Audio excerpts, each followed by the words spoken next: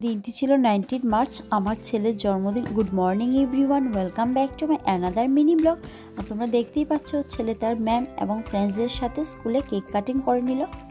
তারপর হয়ে গেল ওর স্কুল ছুটি, আর আমরা দুজনে বেরিয়ে পড়লাম ছেলেকে ঘরে নিয়ে আসার উদ্দেশ্যে। আর আমার ছেলে দেখো ভীষণ এক্সাইটেড, তাই মা ছেলে মিলে গাড়িতে বসে একটু দুষ্টুমি করে নিলাম ঘরে আসার সময়। ঘরে আসার পর শুরু হয়ে গেল কিছু ফর্মালিটিস, কারণ ছেলের বার্থডে বলে কথা। আর ছেলেকে করে দিলাম কিছু স্পেশাল লাঞ্চ। আর আমার ছেলে দেখো চকলেট পেয়ে আর কিছুই খেলো না।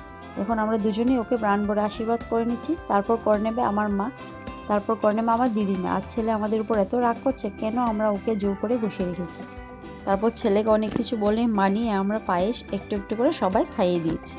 সন্ধ্যের সময় আমার অ্যাপার্টমেন্টের বাচ্চারাও এবং তার সঙ্গে তাদের মারাও এসেছিলো, আর আমার পাড়া থেকে এসেছিলো কিছু আন্টিরা।